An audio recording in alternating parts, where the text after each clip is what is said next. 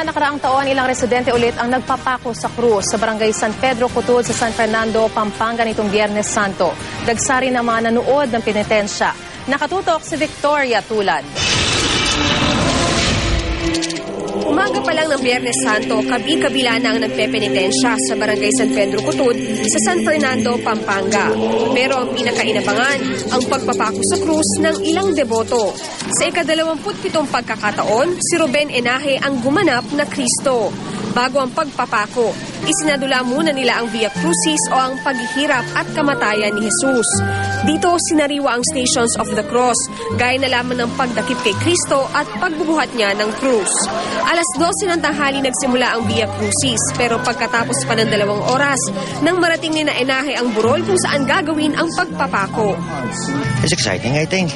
Yeah, it's exciting for looking. I saw it on the news in my place, and I was shocked. Pagdating sa burol, itinali si Enaje sa krus. Pagkatapos ay hinanap ang puwang kung saan ididiin ang pako, saka ito ibinaon gamit ang martilyo.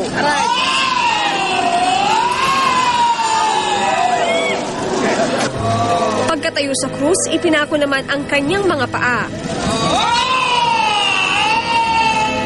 10 minuto na natili si Enaje sa krus kung saan binigkas niya ang Ama Namin.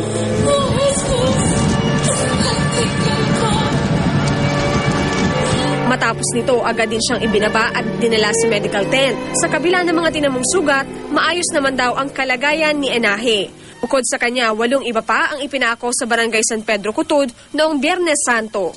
Para sa mga nagpepenitensya, kahit na hindi sinasang-ayunan ng simbahang Katolika ang pagpapasakit sa sarili, ito lang daw ang tanging paraan nila para makapagpasalamat at humingi ng tawad sa Panginoon. Kaya naman para sa kanila, hanggang sa nabubuhay, ipagpapatuloy nila ang kanilang panata.